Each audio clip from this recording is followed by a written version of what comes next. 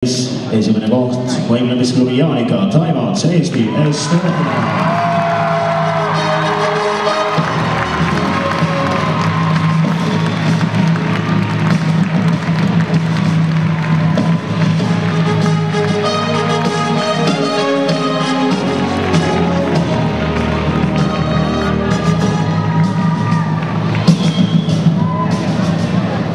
Teine koht, second place. Võimlemisklubi Piruett, Kadrill, Eesti, Estonia.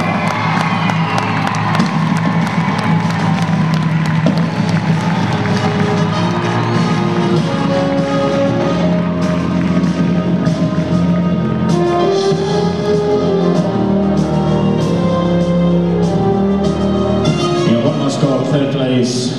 Võimlemisklubi Jaanika, Iiris, Eesti, Estonia.